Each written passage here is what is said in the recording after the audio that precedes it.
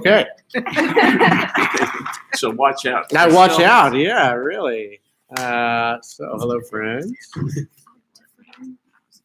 Don't worry. I'm going to tell you what it is. Don't worry. I don't want to be the one that doesn't know before we start. Well, open it up. Open Again. it up And explain it. come on now. This is a basics class. This is beginners. All right. Don't feel bad. I'm a beginner. This is beginners. Okay. Nothing is expected. Tefillin. Tefillin. I pronounced it right. All right. I prefer the Hebrew word to the English word. Phylacteries. That sounds dirty. This is a good way to start our class. Many of you. Taped, is it? No. Yes, it is. It is. Deb, you shouldn't have said that. Oi. I don't think people would believe that that's so these are the leather straps that you see Orthodox Jews wear that are wrapped around the wrist, the leather box, and then there's a head strap that goes around the box. That's what we're talking about today. Okay.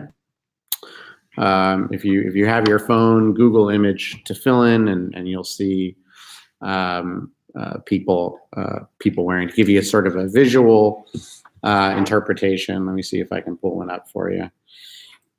Tefillin, just people's ideas are jogged here. These guys here. Okay. Right. So you got the head strap and the box, and then you have the wrists. And there's the box. Convert to reform. Wow. Right. Okay. They're worn during weekday morning services. They're not worn on Shabbat.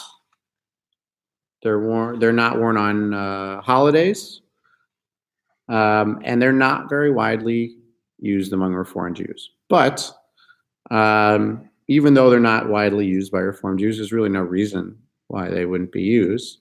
I'll talk about why they're not in a little while. But when I was in Israel in seminary, a great deal of my colleagues bought tefillin, and they're pricey, by the way. They're hundreds and hundreds of dollars, but bought tefillin and wore them to weekday worship, and men and women alike. And it really can be a beautiful thing. I have some cousins who are Orthodox, and when I was visiting them in Israel, and I'd go and see them in the morning. And they'd get a call. They'd be wrapping their tefillin, ready to pray, and they'd get a call, and they'd say, "Hey, Mike's here. We should go do something." And they'd go, "I just strapped in. And so, how are you? I just strapped in. I'll be done in a little while." So I always thought that was cool. As being to say, I just strapped in. Give me 20 minutes, because it takes you 20 minutes or so to do a shachrit weekday by yourself. So just like, when you wrap your tefillin, say, "I just strapped in." Hi, Pam. So where on earth does this come from, this idea of tefillin? Well, it comes from, and inside the boxes are Torah verses that many of you should recognize. So from Exodus 13:8, "And this shall serve to you as a sign on your hand, as a reminder on your forehead, or between your eyes," is another way to say it, "in order that the teaching of God may be in your mouth, that with a mighty hand the Lord freed you from Egypt." Again, that's repeated in Exodus 15. And then Deuteronomy 6:4, hopefully should be familiar. "Hear, O Israel, Adonai is our God, Adonai is one." And then the V'ahavta. "You shall love Adonai your God with all your heart, with all your soul, and all your might. Take to heart these instructions to which I charge you this day. Impress them upon your children. Recite them when you stay at home and when you are on your way, when you lie down and when you get up. Bind them as a sign on your hand, and let them serve as a symbol on your forehead or between your eyes. Inscribe them on the doorposts of your house and on your gates." In other words, The V'ahavta tells you what to do with these words, the Shema and the V'ahavta. It tells you to teach them to your children. It tells you when you should be saying the Shema, right? When you wake up and when you go to bed. It tells you about tefillin, the phylacteries. It tells you to bind them in your hand and let them be a symbol before your forehead, before your eyes, on your forehead, and inscribe them on the doorposts of your house and on your gates. That's the mezuzah. Okay? Deuteronomy 11 does this again, right? Bind them as a sign upon your hand. Let them serve as a symbol on your forehead. Okay? This was the interpretation of the sages about how to do this. How do you bind words as a sign upon your hand and between your eyes? Well, you put them in boxes. It actually was like not in the direct sense originally. I mean, right. It is right. The idea is more metaphorical. Yes. Right. The idiomatic expression of binding it in your hands is with every action that you do, between your eyes, everything you see and think, right? But the literal interpretation, which carries with it metaphorical aspects, right, is you ritualize this, you symbolize this by when you're praying, you've actually literally got these words in these spots. So it's an interesting interpretation of this ritual, of these words that we're seeing here, right? That the sages thought. Okay, yeah. What were the actual word that they used? Was it bind or was it impress? Was it? It's both, right? It's ambiguous, Okay. right? In the Hebrew, right? Okay. Impress, not like impress, but like to impress upon, meaning to make important or bind. But those who interpret it, right? Well, Except that's you what I was alluding can't to. do that. Yeah, Couldn't have been that. can't do that because Leviticus says no to that. But but to bind it, could be metaphorical, or as they're saying, literally you wrap it. You have Right. pictures still to show. Oh, have you ever seen anyone in tefillin? Oh yeah, Okay, in Israel. Andre, you've ever seen people in tefillin? Yes. Okay, I'm So, wondering yeah. what is actually in the box on These. the forehead. this Deuteronomy 6:4. Okay, so all these are in this box. So the same thing that's in the mezuzah. Okay. Okay. And then is that the only box? I thought that was the only box. There's I two thought- boxes. There's one that goes up here, Here. okay, and one on your head. Okay. Okay, And 'cause it otherwise says- there's a wrapping on There's the end. and there's both. There's the wrapping. Yeah. Yeah. So these words, just like we literally place them in the mezuzah to say, inscribe them on the doorposts of your house and on your gates, right?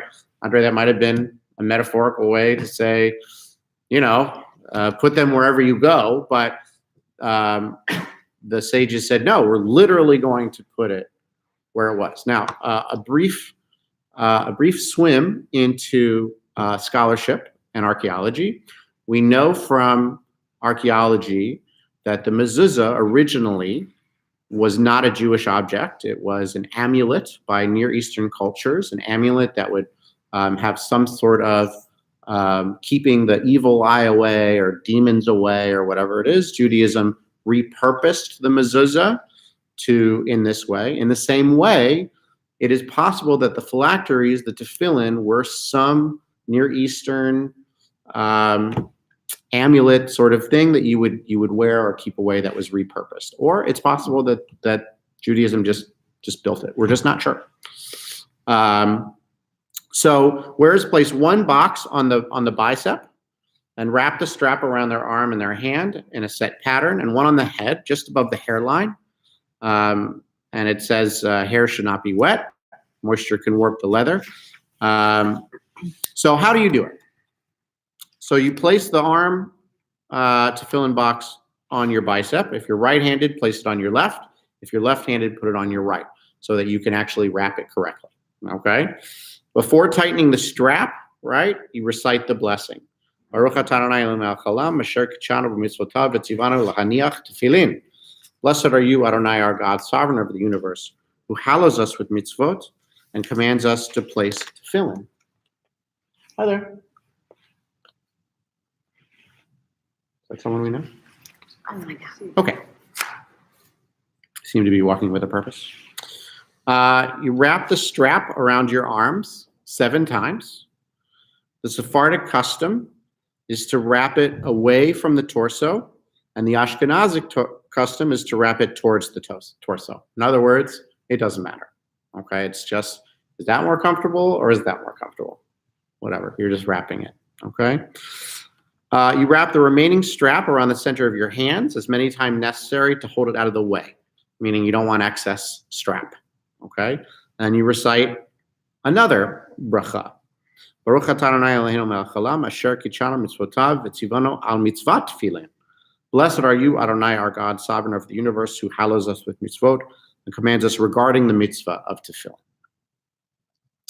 You then place the head tefillin box on your head, centered right above your eyes, because that comes straight from the text, right between your eyes, with the bottom edge of the box at the top of your forehead.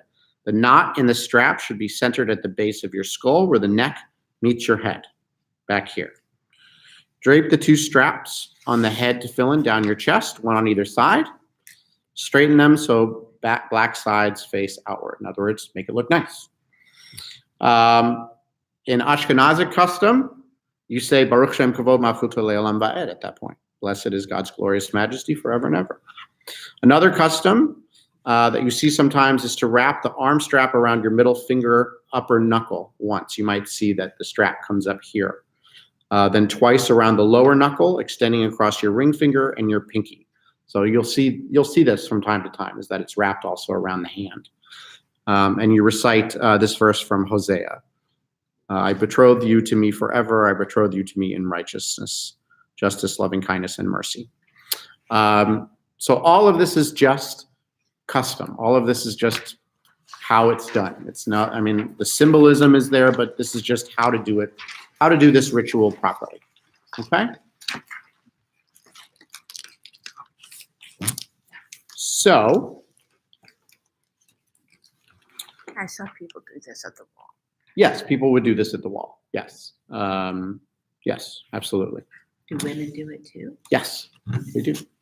In fact, we'll get on that. We'll get in there. So some stuff from the Talmud and a couple other rabbinic texts that I wanted to bring in here. The Mishnah Brachot, meaning the 2nd century rabbinic text law code, says women, bondsmen, and minors are exempt from the Shema and from Tefillin. Now, as we will see, even though Shema is a time-oriented positive commandment, a class of mitzvah from which women are exempt, we would think that it is nonetheless binding upon them because it contains the acceptance of the kingdom of heaven, for which reason must be apprised otherwise. That's really more about the Shema. And the mitzvah of tefillin is a time-oriented positive commandment, for it does not obtain at night and on the Sabbath. But we would think that since it is likened to the mezuzah, it is binding upon women. We must therefore be apprised otherwise. In other words, women and kids who are under bar mitzvah age or bar bat mitzvah age, and bondsmen, criminals, are exempt from wrapping it. That doesn't mean you can't do it. It means you don't have to do it. Okay. That being said, the rabbis disagree and say, just like the mezuzah, everyone does the mezuzah. Everyone, that maybe women should be not exempt from this, and you should be commanded to as well. But the rabbis disagree. So women do wrap tefillin when they want. If you're exempt from it, it means you don't have to do it, but you certainly can. And I think everyone should. A minor, they said in Talmud Bavli, the Babylonian Talmud, 5th century. Let's see. A minor who knows how to shake the lulav, remember from Sukkot, right? Our rabbis taught a minor who knows how to shake the lulav is subject to the obligation of the lulav. If he knows how to wrap himself with talit, he is subject to the obligation of tzitzit, meaning the talis. If he knows how to look after tefillin, a father must buy tefillin for him. And if he's able to speak, a father must teach him Torah and the reading of the Shema. In other words, if your kid learns how to do it, he should do it. No reason why he can't, right? The reason why you're exempt is because you're not supposed to know how to do it. Once you learn how to do it, well, you got to go buy the kid tefillin. You got to go drop $700 on him or whatever. The Gemara asks, the rebellious Jews who have sinned with their bodies, who are they? Rav said, this is referring to the skull that did not ever don phylacteries. The Gemara asks further, the rebellious ones of the nations of the world who sin with their bodies, who are they? Rav said they are those who engage in sin, forbidden sexual relations. In other words, people who don't wear tefillin, those are the bad guys. Rebellious Jews, right, who've sinned with their bodies. How do you sin with your body? Well, you don't do the body stuff. You don't wear tefillin, okay? Again, this is, 5th century sages and into Orthodoxy. You're all fine. The sages said, and this is from Mishnah Torah, this is Maimonides, 12th century. The sages says, anyone who has tefillin on their head and arm and tzitzit on their clothing, meaning the knots. Rob, are you wearing tzitzit today? Not today. Not today, I was okay. going to too, darn it. I just wanted, no, it's okay. I just wanted to see, either they wear them down underneath or if you're wearing the talus on their clothing, and a mezuzah on their doorpost is safe from sin. For they have so many reminders that they are the angels that save people from sin. As it is said, the angel of the Lord camps around those who fear God and rescues him. So the point of the tzitzit, right, is to remind yourself of a couple things. One, of the commandments, and remind yourself to be a good Jew, right, to keep your idle hands doing good stuff, right? The mezuzah, as you walk in an entryway and out, right, is to bring righteousness with you and to keep the Shema and the V'ahavta with you wherever you go, right? The tefillin is to wrap your body in these words, in the Shema and the V'ahavta, and your faith, right, is to literally don yourself with the idea of monotheism and loving God, right? So what Maimonides is saying is here, if you do all these three things, you're safe, you're set, right? You have enough reminders so as to not engage into poor behavior, right? You want to check on Deb? She's gone a while. She just walked Oh, by. good. Yeah, Okay. Everything okay?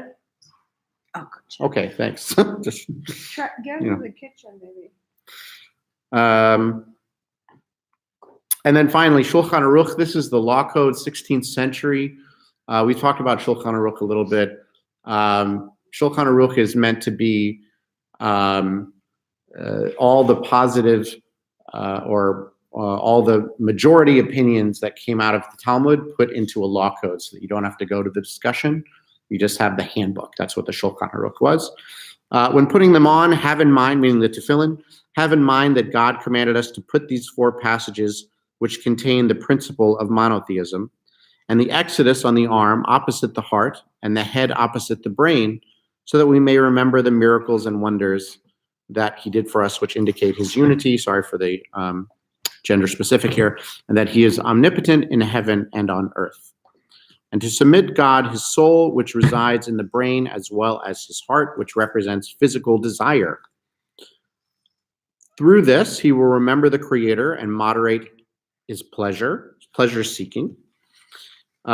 He should put it on the arm tefillin first, saying the blessing, and afterwards put on the head without a second blessing. Some say to make a second blessing on the head tefillin, and this is Ashkenazic custom. Again, what they're trying to do is, once you surround yourself with this sort of stuff, it's meant to keep you out of trouble, right? A lot of the ritualistic objects are meant to keep you out of trouble. The tefillin, like we said, the tzitzit, as we said, the mezuzah, it's meant to keep you priestly and holy, with physical reminders. Okay, everything all right back then? He was told to pick a child up from a wealthy event, and he thought it was from here. Definitely not. They all went laser tagging. Oh, so Deb was trying to find out where he's supposed to pick him up. Okay. Yeah, they What's left. this thing? Excuse my ignorance. Sure, that's fine. You're asking him if he wore it. Tzitzit. Tzitzit. So tzitzit, on the talus, the knots on the bottom of the talus. Yeah. So the prayer shawl idea of the tzitzit actually comes from wearing it underneath your garments, and you have the knots Oh, so it's come not out. just a service. Nope. No. You wear it every day. You can wear it every day if you want. Yeah. Just for service. Well, for us, it is. Orthodox will wear it Orthodox underneath. use, every day, always. all the I need time. a lot of reminders. Right. Right. And that's the idea, right? Is you wear it all day. Okay. The attachment of the the number of those knots corresponds to the number of mitzvot or Yeah. Right, exactly. Exactly. There's So 700. 613. 613 commandments, right? And Says so the Robert did knots, them all. right? So the knots are to remind you of If you those. keep wearing it, it's as if you, well, you gotta have to hell it with a blue string, and if you Oh. are consistent with wearing that, it's as if you observed all the commandments. Right. Okay. So Eventually, we, I'll get there. right? We, yeah, me too. We will wear it with the prayer shawl, the talit. The talit katan is like a vest, a white vest, cloth vest that you wear underneath your clothes, but it ends the same way. It's got the Okay. little knots at the end. Okay. Absolutely. Please feel free to ask questions, guys. Okay. So that's the rabbinic views. That's sort of the standard stuff from 2nd to 16th century of this is what you're supposed to do. Here's how you're supposed to do it. That sort of stuff. Now, in the 15th century, 16th century, in Sfat, the Kabbalists, the mystics, got a hold of this idea, and let's see what they had to say about it. This is a mystic view. This comes from the Zohar. This is what you should say. I am now intent upon the act of putting on tefillin, in fulfillment of the command of my Creator, who hath commanded us to lay the tefillin, as it is written in the Torah, and thou shalt bind them for a sign upon thy hand, and they shall be for frontlets between thine eyes. Within these tefillins are placed 4 sections of the Torah that declare the absolute unity of God, and remind us of the miracles and wonders which God wrought for us when God brought us forth from Egypt. Even God, who has power over the highest and the lowest, to deal with them according to God's will. God hath commanded us to lay the tefillin upon the hand as a memorial of God's outstretched arm, opposite the heart, to indicate the duty of subjecting the longings and desires of our heart to God's service, blessed be God, and upon the head against the brain, thereby teaching that the mind, whose seat is in the brain, together with all the senses and faculties, is to be subjected to God's service, blessed be God. May the effect of the precept thus observed to be the extent to me long life with sacred influences and holy thoughts, free from every approach, even in imagination, to sin and iniquity. May the evil inclination not mislead or entice us, but may we be led to serve God as it is in our hearts to do. Amen. That's the mystic sort of, it's not just, you'll notice that the ritual is sort of understood and simplistic in the rabbinic words, right? This is what you're doing.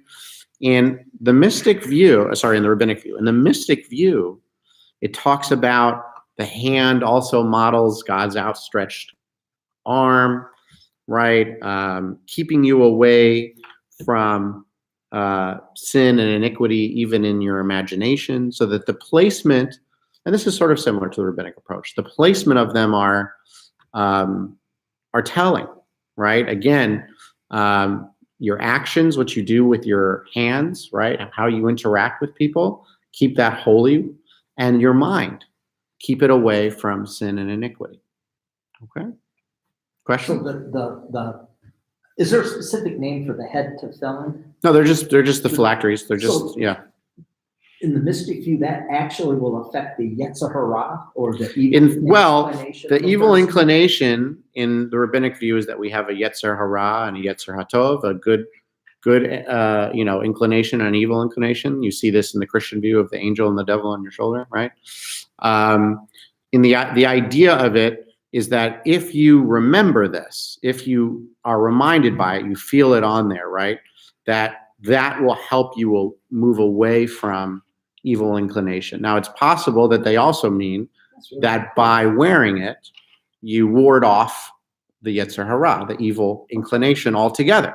But it's also the work that we have to do as humans, right? It's a reminder of what we need to do. It's not just an object that, like what it used to be, an amulet, right, to keep the demons away. We keep our own demons away by remembering the Shema and the V'ahavta in our head.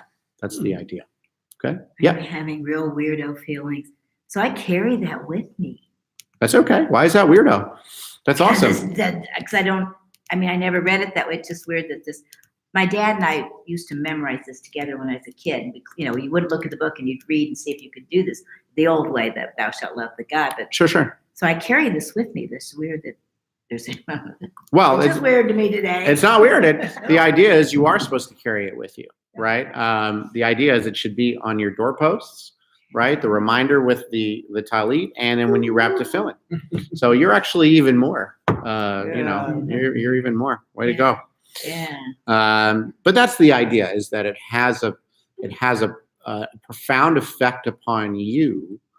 You should feel sort of charged up and sacred and holy. Remember that Jews are supposed to be a nation of priests, right? That we should keep ourselves from the profane, right? And this is another way to keep ourselves from the profane. Okay. It is in our prayer book, Tefillin. Okay, so I love the fact that it is there, which means that Mishkan Tefillah knows and acknowledges the fact that some Reformed Jews wrap tefillin, which we do. From the prayer book, it says, and this was, it gives you the brachot, the blessings, right? And then on the bottom, it says this. It says, Tefillin illustrate Judaism's effort to synthesize faith and deed. Wrapping words of Torah around one's body is a vivid reminder not merely to recite or study Torah, but follow its instructions. Listen to how our reformers are talking about this, right? You don't just speak it or you study it. It's not just the keva of it, right? The what you do, you're just supposed to do it. You're also supposed to follow it. You're also supposed to feel it, okay? And the tefillin can be a reminder about that. Wrapping sacred words around one's head and arm is a reminder that the body too is sacred, right? Whenever you do something with the body in Judaism, you're reminded the sacredness of the body. Okay, so if you were to go into the mikvah, for instance, that's a sacredness of your body. If you're wrapping things around, that's a sacredness of your body. If you wear kippot, if you wear talit, if you wear tzitzit, these are all elements of your holiness of a body. The tefillin contain passages from Deuteronomy and Numbers, known as the Shema and the 3 paragraphs. In other words, the V'ahavta. The first word after the Shema begins with V'ahavta. Tefillin suggests, and you shall love is what V'ahavta means, right? Or thou shalt love if you're reading in the old style. Tefillin suggests a relationship of affection and intimacy with God.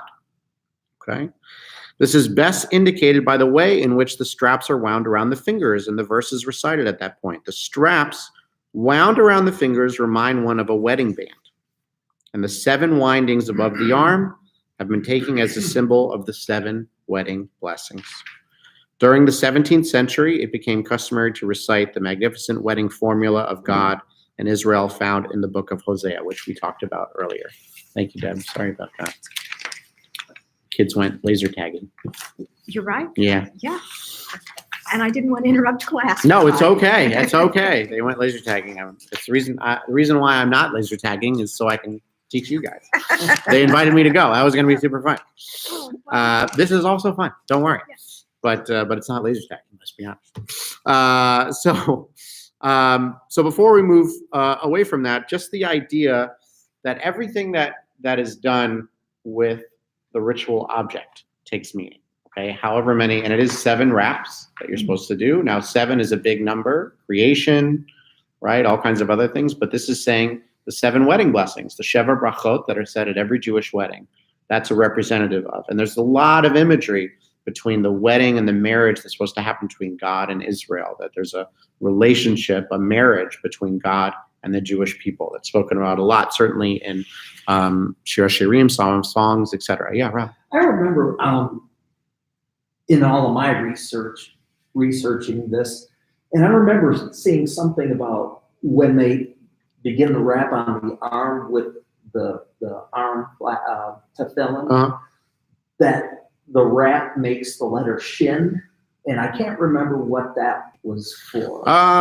It's possible that, yes, the way that it happens up here, that you can make a shin, right? The shin is the same symbol that we use when we do this blessing, the priestly benediction, right? The shin stands for Shekhinah, which is the indwelling presence of God. Oh, okay. So if they're making the shin, that's why, Okay. right? And that's the idea of the priestly benediction. But the indwelling presence, meaning the Shekhinah, is the presence of God that actually comes down and Wow, hangs out with that's us. all amazing Yeah. stuff.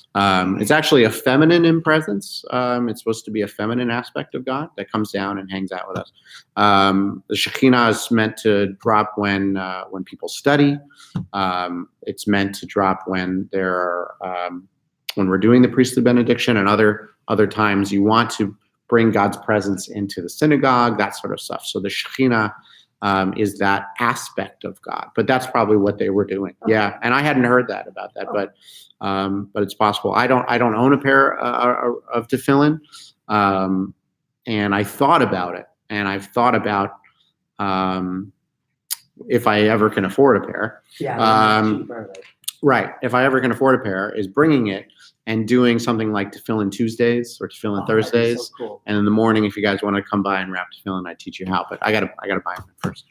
So, yeah, I got a question. Instead of buying one, could you make it yourself, or? it would not be kosher.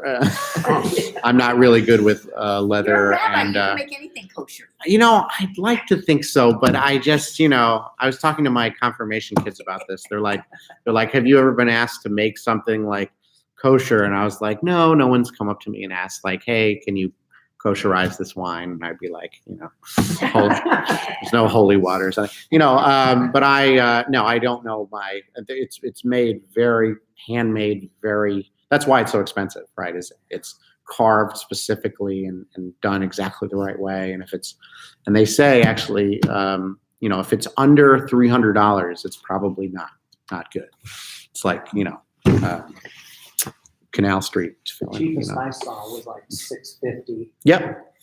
So, it's handcrafted wood and leather. It's, and then, it's like buying a tali. Talis are, the good ones are $300, $250, $300. And you got to get the good stuff. I've seen, people make fake ones, just like for play or whatever for kids and stuff. But if you want the real stuff, you gotta pay for it.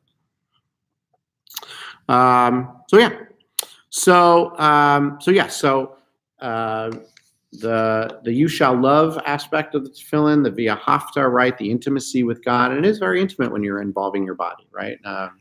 That sort of stuff is important to remember as well. Okay. Okay. Let's see what Reform Judaism has to say about this. I have for you, when the Reform Jews, when we got together in Pittsburgh in 1885, in Columbus in 1937, I forget the centenary perspective where that was. San Francisco, I think, 1976. And then I think it was back in Columbus in 1999. When people were like, okay, who are we? Here's our platforms, okay? And you will see through these readings an evolution, so to speak. It starts with radical reform, and up to 1999, we're a little bit more contemporary. So I've been reading for a while, so if someone wants to read, it's all English. Someone wants to read Pittsburgh Platform 1885, that first paragraph. Thank you. Okay, Rob? We hold that all such Mosaic and rabbinical laws as regulate diet, priestly purity, and dress originated in ages and under the influence of ideas entirely foreign to our present mental and spiritual state. They fail to impress the modern Jew with a spirit of priestly holiness. Their observance in our days is apt rather to obstruct than to further modern spiritual elevation. There's the blast from Reform Judaism. Right. Familiar to some of our friends here, right? No kippot, no talit, no kosher.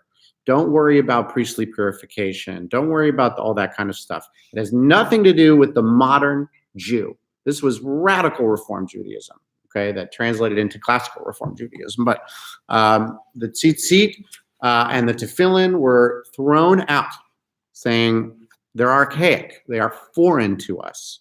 We are now an assimilated, modern, 1885, modern people. and we don't need to dress in this stuff and do these That's things pretty anymore. hardcore using that It's- word obstruct. It's very hardcore, and this is why that classical reform latched onto this so hard, right? We're pushing so hard to remove, but to obstruct, they say they get in the way. They get in the way of true spiritual elevation. Those are some strong words, okay? Shots fired, all right? As our Gen Zs would say. So that is, that's pretty radical, okay? But so you can imagine classical reform or this reform at the time, you'd go in and it would look very church-like. There was decorum, right? You would sit, you would not dress any differently. And, you know, this was the time of the organ and the soloist and the, you know, you'd have, you know, shrimp and shellfish for an I oneg, hope right? they never kneel. Right. They never kneeled. They never kneeled. They did do it on Sunday a couple times, but they never kneeled. But no, it was a lot of Christian influence, a lot of assimilation influence. Okay. Okay. Columbus Platform, 1937. The next paragraph. How we, 50 years later, reformed Judaism. Someone else want to read? Okay.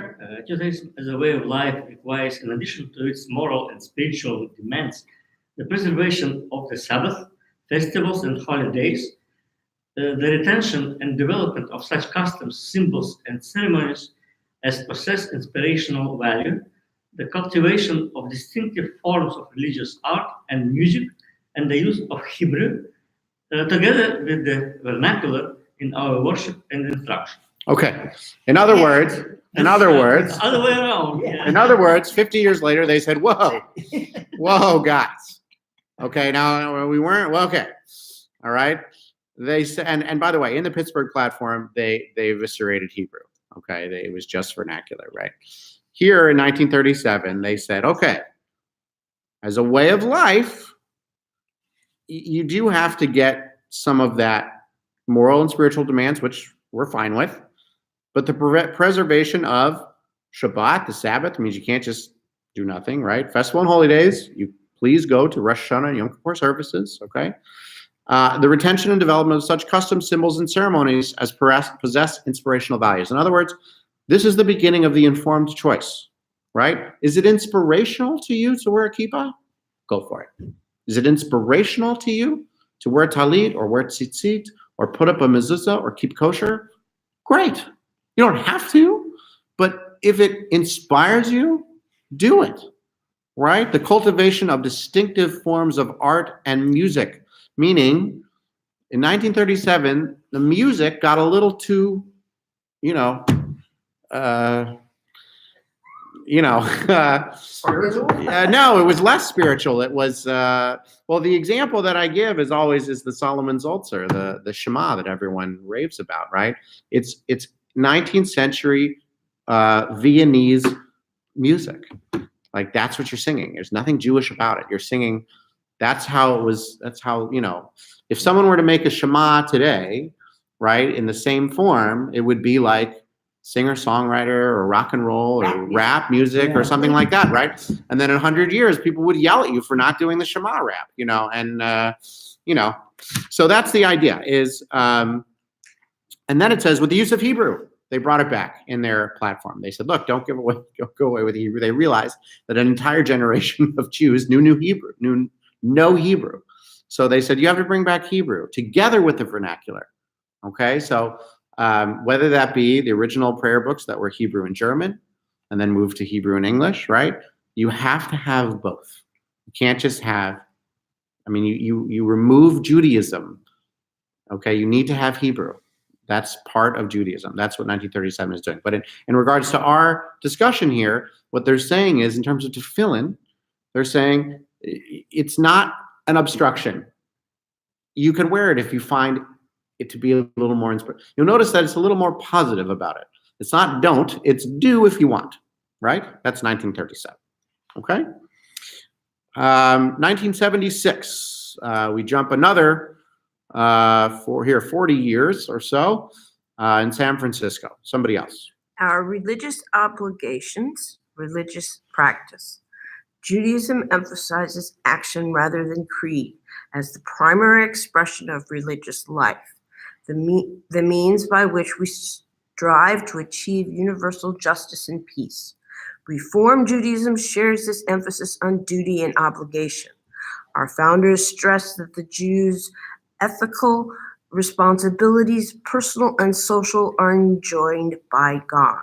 The past century was taught us that the claims made upon us may begin with our ethical obligations, that they extend to many other aspects of Jewish living, including creating a Jewish home centered on family devotion, lifelong study, private prayer, and public worship, daily religious observance, keeping the Sabbath and the holy days, celebrating the major events of life, involvement with the synagogues and community, and other activities which promote the survival of the Jewish people and enhance its existence. Thank you. The other activities here is what we're talking about here. Okay?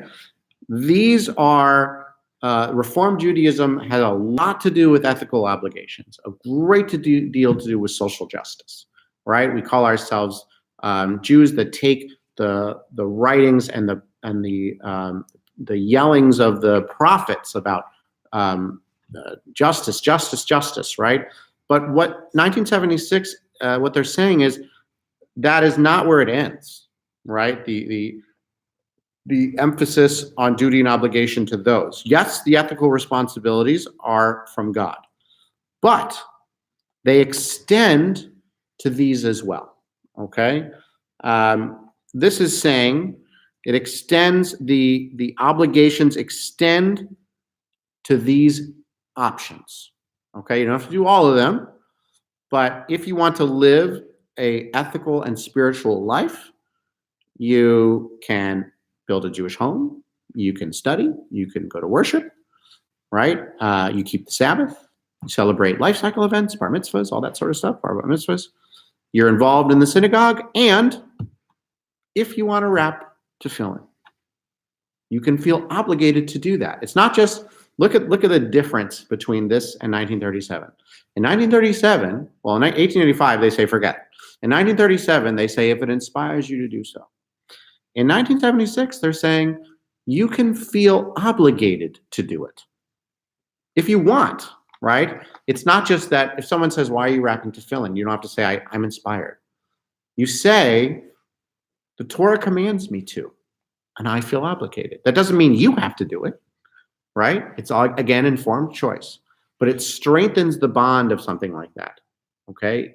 You can feel that you are obligated, and why, by doing this, by wrapping tefillin or doing these other obligations that it talks about, this is helping you to engage in your ethical responsibilities, to engage in other aspects of Judaism, right? And it promotes the survival of the Jewish people and enhance its existence. The exact opposite of 1885. Okay, the exact opposite. This can enhance the Jewish people's existence. If people see you wearing tefillin, people are like, hey, Jews, sweet. I should do that too. That enhances me, right? The Chabad movement took this and ran with it. And we'll talk about Orthodoxy, Chabad in a moment. But that's the idea. Okay, you had a question there. No, I just had two observations. One, this is after the World War I and II, and there is a word of survival in this, so that is important. And also, on a personal note, this is when, and this was in the middle of this, I see it as an explosion of Nafti and all the conclaves and all these Jewish organizations popping up to encourage youth, because that's where I got all my influence and pleasure and joy out of Judaism, because I was in Rockford, Illinois, and it's very similar to Lafayette, small synagogues, around the same number of families in the Reform. And, there were 7 Jews in my high school.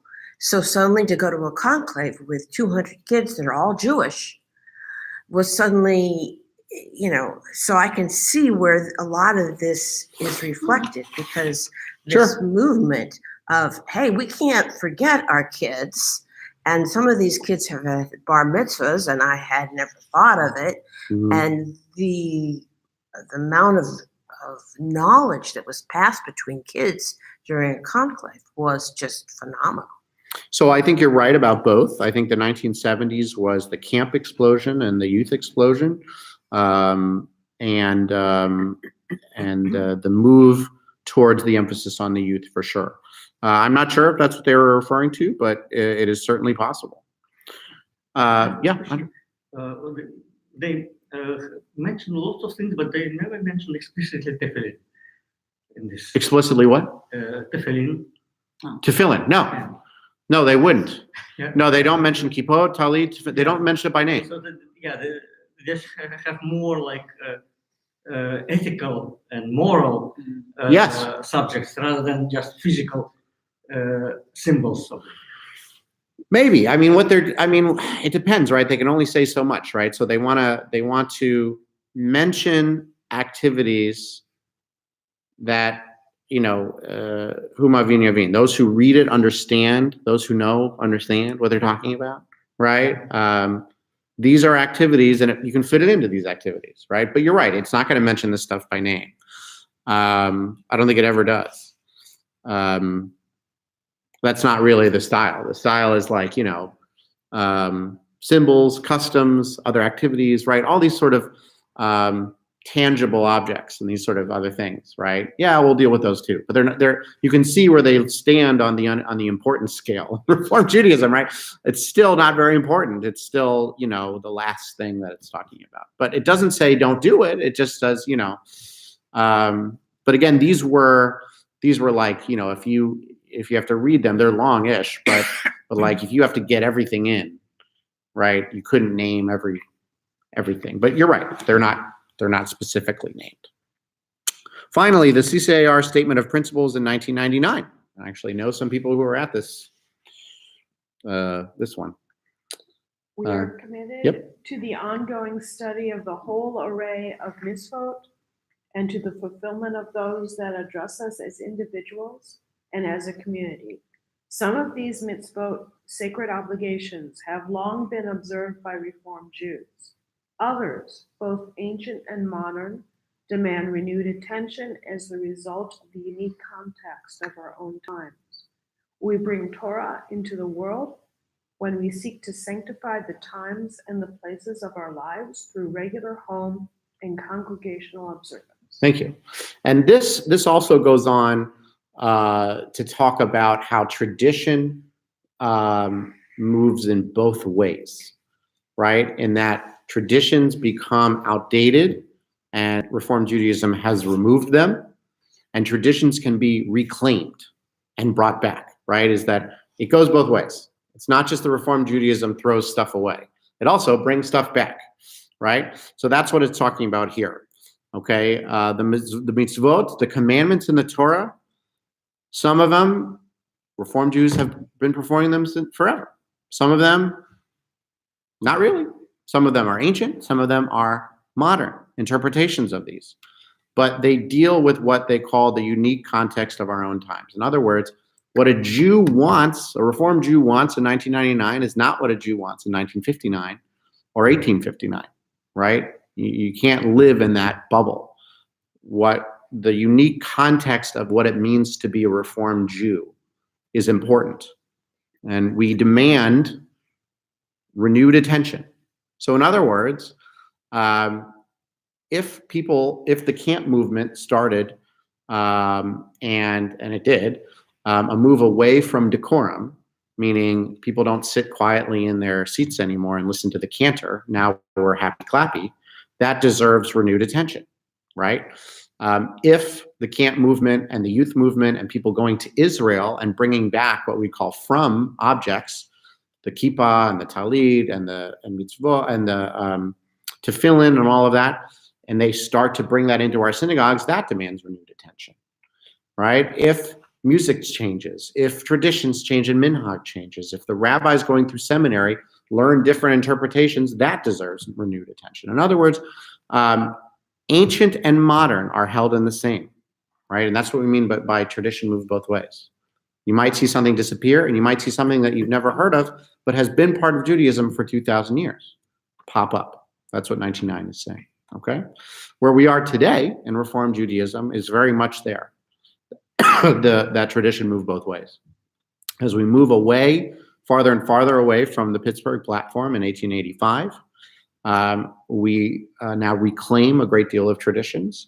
We don't say that they obstruct or that they're wrong or whatever it is, but each congregation and each rabbi, each aspect of the union says, you know, we want to bring this back. We think this is inspirational. We feel obligated to do it. And others say, me, not so much, right? And that's why you have this wide autonomy, for better or for worse, in Reform Judaism. I brought a little bit, and I want to keep moving because we're going to run out of time. It's conservative Judaism. There was a conservative Judaism responsa on women wearing tefillin, and I wanted to point to some of it because it was not always, cool that women wore tefillin.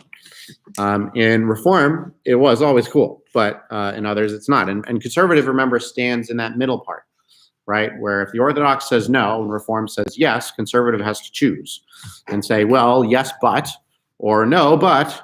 That's where they are. That's why, I feel for them. So the Torah has generic language. As we said, women are exempt from the mitzvah. Okay.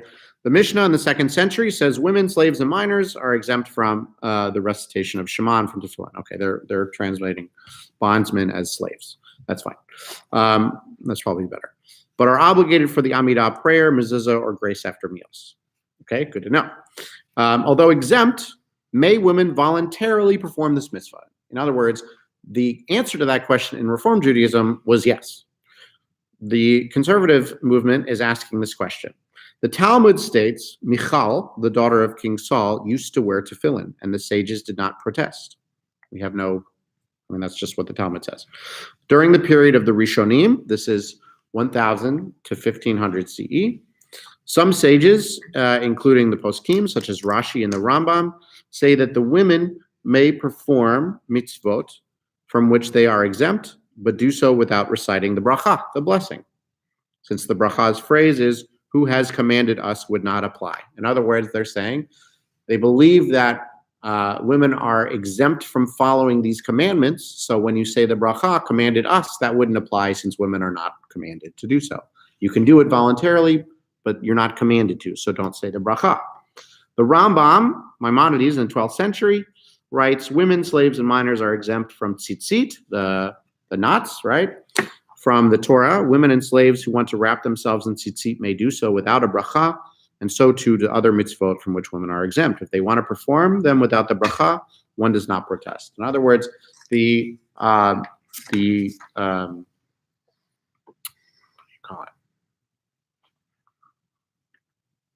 great word.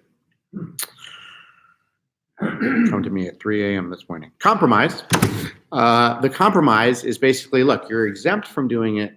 So if you want to do it, that's fine. But the bracha, the blessing, doesn't apply to you. Can they say most of the blessing except the very Probably not, right? I mean, because you have to say the full blessing, right? Because you would have to say, if it's Baruch Atah Adonai Eloheinu melech haolam asher kitshanu mitzvotav, meaning, blessed are you, Adonai, our God, ruler of the universe, who has commanded us, who has made us holy with your commandments and commanded us. So you can't say anything after that. Yeah. So they're saying the ritual object you can do, but the bracha, the blessing, doesn't apply to you. Okay? And this is, again, the generic language. Okay, and the Talmudic idea that women are exempt from this. Reform Judaism rejects the idea that women are exempt from this. Yeah. That commanded us means everyone. Right. Conservative is taking this on the other side, and that's fine. They're interpreting what to do in this case, right? This is what they do. The largest group of sages of this period rule that women may perform such mitzvot and recite the bracha as do men. Okay, great. The sages include Rabbeinu Tam, Rabbi Zahari Halevi, among many others. The Rashba in Spain states in a teshuva, a responsum, I agree with those who say that if they desire, they can do all such mitzvot and recite the blessings on the basis of Michal Bat Shuel, Michal, the daughter of Saul, who used to wear tefillin, and they did not protest. Indeed, she did so with the approval of the sages. And by the nature of the matter, since she puts on tefillin, she blesses. By the way, there's nothing that says that Michal wore the tefillin, only that the rabbis said she did. Okay, so look how powerful this is. The rabbis say she wore them. So now rules are being enacted saying, since the rabbis said she did, you can too. Pretty cool. The power of words. It also says she blesses too then. Yep. And they said, so go ahead. Right? Okay. Right. So it's kind of contradictory between. Yeah, that's the conversation. But they can't. This is the conversation that they're having with themselves. Okay, it's like any other responsa, right? We say, here's what who says you can't, and here says you can, and this is every rabbinic discussion. So they're on track. Although Rabbi Meir of Rothberg, this is in 13th century Germany, and his followers opposed women wearing tefillin, it's safe to say that the vast majority of sages in the past 2,000 years allowed, specifically or in principle, the wearing of tefillin by women. So the conclusion here. It is essential for each conservative Jew to be aware that the approval of our rabbis today for women to wear tefillin is based on a fulfillment of our tradition. While one may legitimately question whether it is advisable for women to wear tefillin, and I encourage men and women alike to wear them, and while a religious leader of a community has it within his or her legitimate rabbinic discretion to endorse or censure the practice, it is sheer ignorance to claim that women wearing tefillin has not been permitted by our sages or could not have been consistent with the Jewish law. At the same time, the ruling of one's own rabbi on this and most other issues is definitive for their own community. Gotta love conservative Jews. I love it. They said, do what you want, but don't be stupid about it. Right? They said, you can choose, but don't say they never did it. Right? I love that. I love that. Absolutely. So now this last page, is this the current conservative? Or Chabad is Orthodox. This is Orthodox. Ultra Orthodox. Okay? I wanted to bring this up because the Chabad movement, a particular stream of Ultra Orthodoxy, is huge on wrapping tefillin. Huge on it. You are in New York City, or really anywhere now. When I was working in New York City, they would knock on businesses and they would ask if anyone's Jewish. And if so, they would ask if they could wrap you tefillin. If you go down to the Kotel, the Wailing Wall, on the way down the ramp, they'll catch you and say, do you want to wrap tefillin? They are huge on it, almost evangelical about it.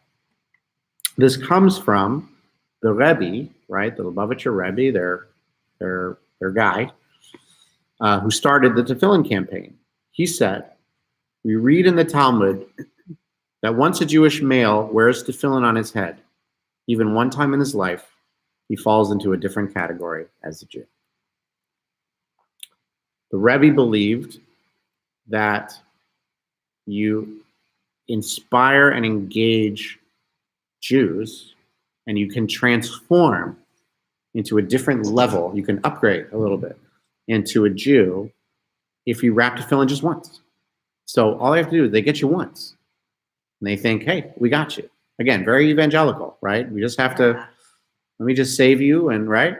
Be very, very evangelical, but that's what they do. They also will perform bar mitzvahs on the street. And they'll hold records. They're like 89 bar mitzvahs today, right? Because they wrap tefillin, right? This is all very missionary sort of thing. And it's very, controversial. He says, commenting on the verse, Deuteronomy 28, all the nations of the land will see the name of God is called upon you. The sages declare that this refers to the head tefillin. He says, all the nations will see the name of God is called upon you, meaning if you wear tefillin, they'll see that you're a Jew. It spots you out as a Jew. Wearing tefillin is important not just for you as an individual, he says. It brings protection to the Jewish people. This is why just before the outbreak of the Six-Day War in 1967, the Rebbe Menachem M. Schneerson of righteous memory began a campaign to encourage Jewish men and boys to put on tefillin. In other words, he said, this will save you in battle. When you put on tefillin, it says, you'll be connecting with the infinite, fulfilling God's will and reminding yourself to be a better person. Yeah, that we know. That's what the rabbis say, right? But you'll also be doing something that is your great-great-grandfather did in exactly the same way. Well, unless you're Reformed, right? They rejected it outright. When you do it, you're increasing the chances that your great-great-grandchildren will want you to do it too. Will want to do it too. Those straps don't just connect you to God, they connect you to the past, your future, and your people. Very different language about this, right? First of all, no women. Okay. Second of all, it is about the ritual itself carries meaning. In other words, they wrap tefillin on people who have never read Hebrew, who have no idea what it means, right? And it doesn't matter. The connection is, maybe your great-great-grandfather wore it and now you're wearing it. And if your children see you wearing it, maybe they'll start to do it. This is at least one example, one of many examples of the what versus the why. Reform Judaism is very big on the why. Why do you do it? Make sure you know what you're doing and why. Chabad, on the other hand, is get you in the door, do the what, and then worry about the meaning later. Okay? Wrap tefillin. It will transform you. Even right? without the kavanah? Even without the kavanah, right? Because the kavanah, they said, comes naturally, right? And it'll come after as you, right? And the truth is, they're right. A lot of people go to Chabad, and it's almost like a voyeuristic sort of thing. It's like, this is what a Jew looks like or can look like, right? Which is problematic because Jews look like this. But they say, look what that Jew is doing, right? I want to try that and see, does it do something for me or does it not, right? If it does, then Chabad has succeeded in terms of inspiring you to continue to do it. Sometimes this works in beautiful ways, and sometimes it's a mess. The story that I'll tell about this has nothing to do with tefillin, but since we have a few minutes anyway, when I was leading services in St. Thomas, we would get a lot of guests who would come in for services. They'd be in town for a couple nights or whatever it is. And so this man and woman came up to me, and I introduced myself, and I said, hi, I'm Rabbi Mike Harvey, and I held out my hand. And the woman says, I can't shake your hand. And I said, oh, I'm sorry, are you Shomer Nagia? Meaning, from an ultra-Orthodox Chabad point of view, a woman who is married cannot touch another man. Are you Shomer Nagia? I asked. And she said, am I what? What does that mean? And I said, well, it means that you can only touch your husband. In ultra-Orthodoxy, women have a certain level of status that is lower than a man. You're sort of property, and so I can't touch his property. And she said, oh, well, I just saw the Chabad rabbi do it, and I thought it was fun. And I said, yeah, that is fun. If you like being property. I mean, that's up to you. And at the end of the service, she comes back up to me and shakes my hand because she was like, whoops, right? She got the what because she was like, wow, that's so cool. Look what they're doing. You'll notice that he doesn't shake any other hands, right? And she doesn't shake hands. When you get to the why part, it becomes very problematic, right? If you see 85 tefillin wrappings down the street, you can say, wow, cool, I wrapped tefillin. What they're trying to do is to convert you to Orthodoxy, though, is to right. I mean, that's when you understand the why behind it. And for me, I would go the reverse. I would teach a class like this on tefillin and say, what would you guys think? And let's hear from you. What do you think about wrapping tefillin? Do you find it inspirational, obligatory? Do you find it important, or do you think it is obstructive or unimportant? What do you guys think? I've got a question. You said they try to wrap everyone walking down the street. Yeah. Would they try to wrap like me? They'd ask if you're Jewish or Oh. if your father was Jewish or your mother. They'd ask if your mother was Jewish. Not father. Right. They'd ask if your mother was Jewish. Oh, okay. Yeah. Personally, I like it. I'd Yeah. like to try it and see if you do feel that Right. energy. And that's the good part to it, Yeah. right? I mean, when I was in Israel and Jerusalem, they said we were at a kibbutz, and they said, "Do you feel like going to the mikveh before Shabbat?" And I said, "The mikveh? I've never been in the mikveh." And I said, "Sure, why not?" Right? So I go in, and I go in the mikveh, and I felt something awesome. I was Yeah. like, it was like a lightning strike. I was like, cool. Yeah. Other people went in and were like, well, that's stupid. I'm in rainwater. But it depends, right? You give yourself that option of how to feel it, right? The other issue with the tefillin is that you're not supposed to wear them on Shabbat or holidays or whatever it is. So the only time you're going to wear them is in self-prayer in the mornings, or you go to a place that has a shacharit service during the week. I don't know if Sons of Abraham does. They have a weekday shacharit. I thought they had like one, but a lot of people do that actually, and a lot of services, a lot of temples do that. They'll have like a Wednesday morning shacharit or something like that, so that people can come in and like wrap tefillin or something like that, right? So it's a lot of opportunities in Reform Judaism, at least publicly, to wear tefillin, but privately, right? You can strap in, like my cousin said. I just strapped in, right? So that's also another sort of object or variable, rather, in the way. What else, guys? What else do you think about tefillin? I'm like Robert. I'd like to try it once, Try once. and as it's done, re-explain it Oh, sure. in kind of like a woman's group, so we could do it together and kind of discuss it as we're doing, and then do the prayers together, and then reflect on it. Yeah, I agree. I would agree with Pat. I'd That'd like be to cool try with me. Once, just to Yeah. see. Just to see, right? And that's the idea, right? Is it's tough to make the call for the investment if it's going to be once, right?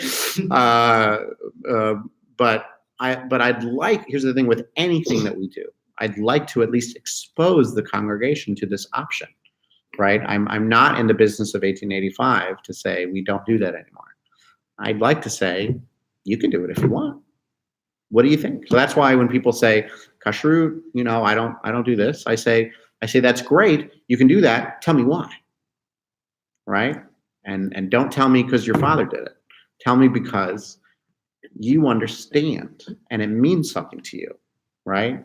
So if you wrap tefillin, if you put on talit, if you wear kippah or not, right? We have on Saturday morning, Rob, how many people do you think on a Saturday morning do we have people who wear talit? It's not that many. Gadol. Sorry. No, gadol. Gadol. Yeah. A third, maybe? Really, that many? Maybe. On Saturday morning. On Saturday morning. Yeah. Yeah. Saturday morning. Right. And that is a perfect example, I think. Right. Is if it's a third, I didn't know it was that much. That's great. If a third of the people feel that when the Torah is being read, right, you wear tefillin and they feel wrapped in Torah, they do it. Other people are like, I don't need it. Right. And that's totally cool. Right. That's perfectly fine. Right. If we were to do a weekday shacharit service, maybe you'd see some people with tefillin and some people without. Right. Whenever we do that, we'd pray in Israel or whatever it is. Right. On a morning, you'd see some people wrapping tefillin and some people not. Some people wearing on a Thursday with Torah is being read, you'd see some people wearing the prayer shawl and some people not. Maybe Right. There is a lot, but I mean, It depends how many people are there, right? If we've got 9 people, then 3 people is right. But yeah, okay, interesting. All right, well, wonderful. Well, that's something for me to think about. I've been thinking about it for years. Is the idea of the Tefillin Tuesdays or Tefillin Thursdays or something? Just to say to come in and talk, and we would talk about it, right? We wouldn't just do it, right? We would teach the bracha, the blessing. We would teach the history of it.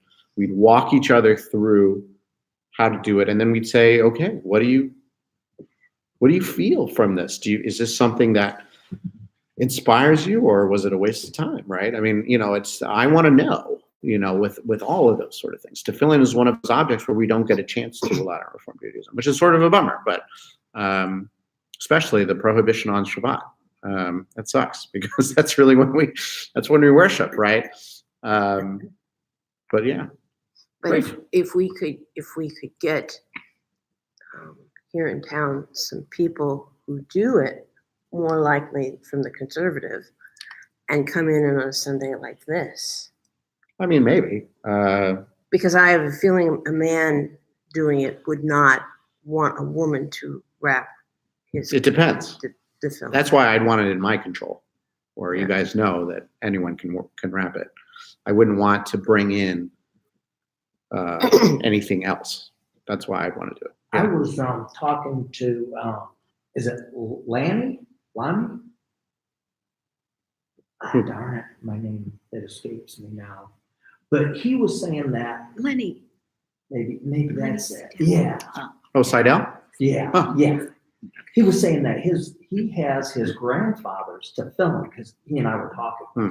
I told him I can't wait till I can afford a pair. Right.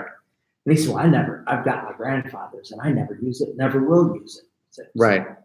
I'll just give it to you. If you Holy ever moly. use it. Well, Holy that's moly. what I said too. Maybe what might be better is maybe if you get with them, say rather, maybe you'd be willing to donate it to. Oh. Well, that I don't want to take away your gift, but No, but no. yeah, but yeah. My gift would But that'd be back something. to- Well, that'd be something, right? That'd be Yeah. interesting. That's a great idea, Rob. Yeah. Maybe I'll jump that, and then maybe we can set a time to come together as a congregation and we talk about it again, and we'd Yeah, give it a shot. Does that sound like fun? yeah. Because Yeah. I would be more than happy to give it up to everybody. If Awesome, he man. was going to give it to Awesome. me anyway, why not just give it? Well, I'll tell you what. I'll write him and see what he and wants you to can tell do. him That's that, great. it's- Yeah, I'm going to it's- steal your tefillin. I'll write it down. Yeah. All right, guys. Let's take a few minutes.